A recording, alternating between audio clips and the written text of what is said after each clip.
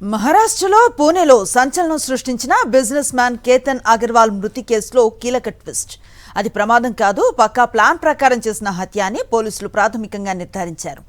కాబోయే భార్యే తన boy friend తో కలిసి ఈ హత్య చేసినట్లుగా తేల్చారు.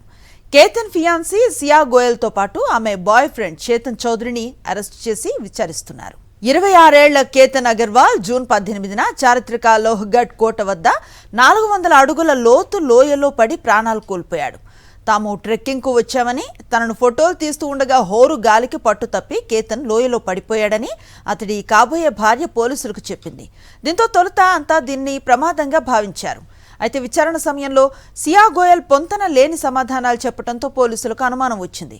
ఆ తర్వాత తమ స్టైల్లో విచారించగా కేతన్ అగర్వాల్ది హత్య అని తేలింది.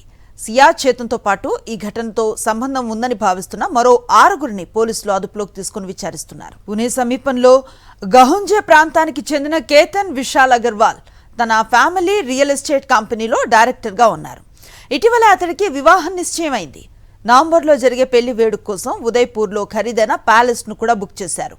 జూన్ 19న తన ఫియాన్సీ పుట్టినరోజు ఉండటంతో కొంతమంది మిత్రులతో కలిసి లోహగఢ్ కోటకు వెళ్లారు. అక్కడే ఈ విషాద ఘటన చోటు చేసుకుంది. ये जो लड़की है सिया गोयल, इसका एक फ्रेंड जो चेतन चौधरी नाम का है, जो जहाँ पे ये लड़की है, इसकी फैमिली का काम है मार्केट यार्ड में, उनकी भी दुकान उधर ही है. तो इनकी आपस में कुछ 1 साल के आसपास से पहचान थी.